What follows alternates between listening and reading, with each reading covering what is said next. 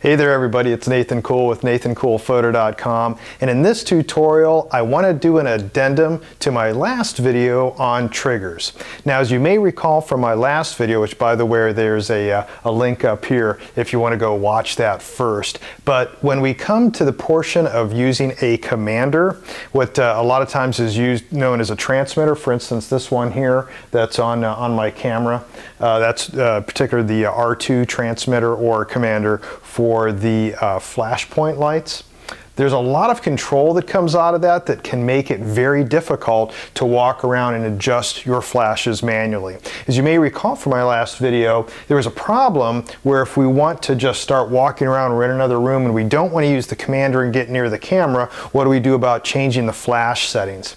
So a lot of times commanders have a lot of control and they don't like to give that up to the individual flashes, but there is something hidden within the menus on this particular trigger, you might find in other commanders as well, other commander transmitters, that you can do this type of modification that allows you to do that. Now, there's various circumstances where it will work and then where it won't, and so I want to be able to run through all of those with you. So what I've done is I've taken 3 different elements here that you might be using on site. I'm going to get in close to those and start changing the settings and show you exactly what each of these would do. So what we're going to start out with is using the commander on a camera just like you would on site. It's tilted up as you can see so that when we zoom in here, we're going to be able to see that. Along with that, what would we do for a speed light?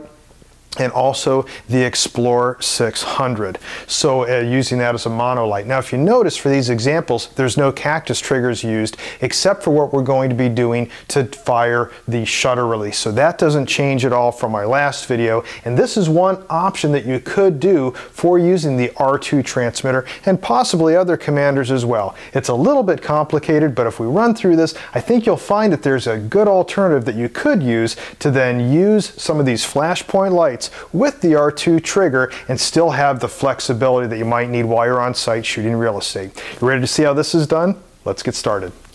Okay, so to recap what happens on the commander, I've got the commander here, I've got the speed light here, and this speed light is on group B. This is a flash point. You can see the group is set up here to group B. If I select group B on the transmitter commander and I spin the dial to change its settings, you can see those settings change over here simultaneously. If I hit the test button, sure enough, that also changes to the exact same settings that I have on the transmitter. If I were to go ahead and shoot a picture, then of course those settings are also set over here. But what can happen, and I'm going to show you how to do this in just a second, on the commander, I can change those settings on the commander and they are changing over here, but if I go over to the speed light and I start changing those settings, like let's say I change this all the way down really low. Now on the commander it's at 1/8 plus 0.7, over here it's 1/16 minus 7.7. Now if I press the shutter release, the speed light stayed where I wanted it to. So I was able to override the commander. Now the function for that is not always easy to find, but in this commander, which is the R2 Pro, you go to menu and you spin yourself down to where you get to shoot, and you want to have that one person selected. If you were to select app or you were to select multi-people, then none of this would matter. But there is an override in this particular trigger where if you select one person here on that icon, then you have overridden it. And you just go back here. So once again, pressing the shutter with that, you can see still 1/16 minus 7. Up here on the commander, if you can see it, then it's 1/8 plus 0.7. If I change it on the commander now, once again though, it's going to be syncing to the speed light. So not every situation will work. So if you start touching the commander, you're going to override the speed light. You can see that didn't change. But once you touch the speed light, you can override the commander. So even though the commander is still saying 1/2 power, the speed light was able to override that. Now, if I were to go back here to menu, and I were to go to shoot, and I were to select then the multi-people right there that they have on there, go back to menu. Now, as I go ahead and shoot, I'm at 1/2 on the commander, remember, 1/16 minus 0.7 over here on the speed light.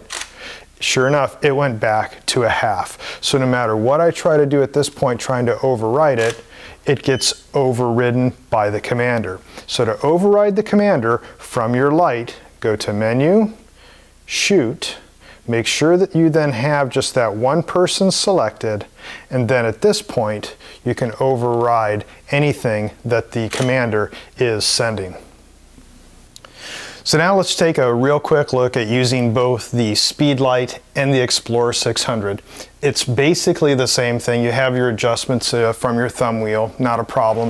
You can see though what I've done here with the different setup is that using my Explorer 600 as my primary light, I've been able to set his group to A, and I'm setting this to group B over here on my Speedlight. I might be able to set another Speedlight to group C, and then if I need to in their remote, then I can use the commander to change the power on all of them. So for instance, on the commander, which isn't visible right now in this particular scene, but what I've done is I've set that, and I'll do a test here. Setting that test flash then, just like I showed before, sets the appropriate power. So on group A, I've got it set to 1/8. Group B, I've got it set to 1/2. Now, if I want full control like normal, if I were to select group A on the commander, and I start adjusting the power, you can start seeing that the flash point over here is changing the power settings. So here, if I wanted to take it up to 1/2 power, if I wanted to take it down to, let's say, 1/8 power. So I can do that from the commander. If I wanted though to override it, just like I did over on the flash point Speedlight, I can just spin that wheel, and when I fire the shot, then of course that doesn't change, just like we did with the Speedlight.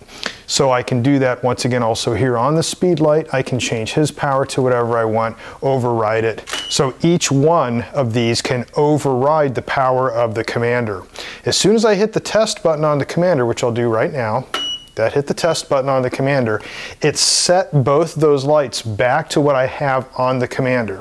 And even if I were to change either one of these, doesn't matter, I'll change both of them to something else and go ahead and fire some shots, and I'm shooting some stuff. If I go to the commander for any reason and I touch one of the groups, for instance, if I touch the group here for the Speedlight and I start playing with the power, then that is changing the power on that Speedlight. So when I take my next shot, it's not what I set on the light, it's what I set on the commander. Remember, the commander will always override, even in that mode that I just showed with using from the shoot menu, the one person icon. Same goes if I were to select group A, which would be the Flashpoint Explorer 600, and I start moving those dials around, then of course I'm changing the power. So once again, I'm overriding everything.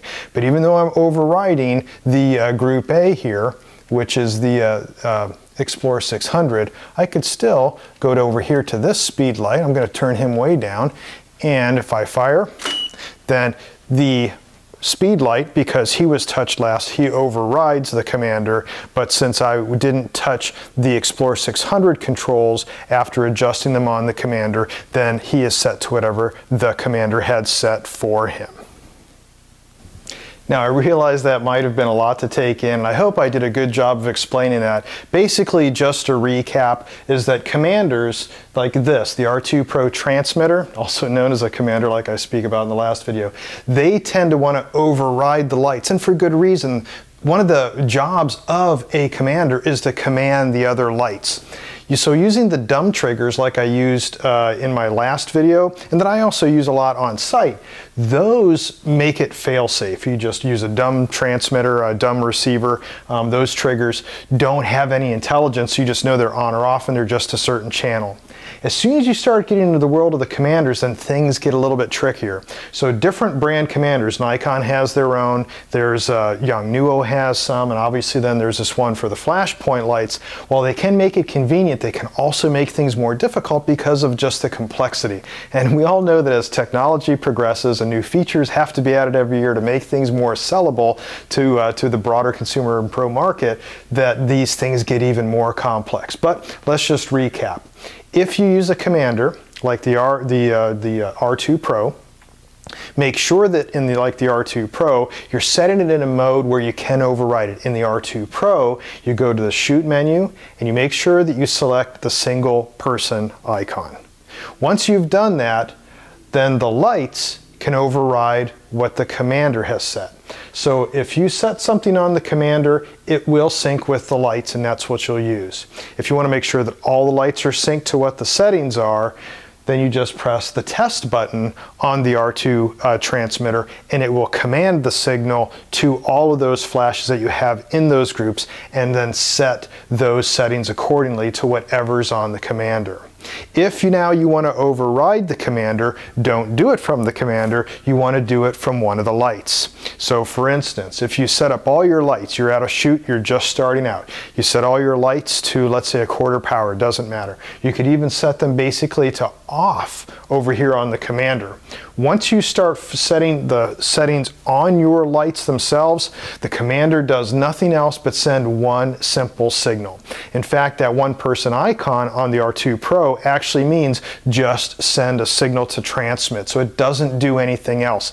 The Flashpoint and Godox, they actually say that this is a power saving feature. It happens to be just a side effect, though, to be able to do what we like to do on real estate shoots, which is walking around doing multiple pops. If you might recall from other videos I do, and I showed in the last, there's times where I walk around, I'm multiple popping. I walk to the end of the room, I pop. I go to the other end of the room, pop. I don't want to walk back to the transmitter, to the commander, change settings, have to figure out what those settings are. I could do some trigger stacking also, like I showed in the last video, but there's just a world of opportunity and different scenarios and permutations you can do with your transmitters and your receivers and triggers. Anyways, I wanted to be able to point this out to you. It is a workaround if you only want to use this and not dumb triggers.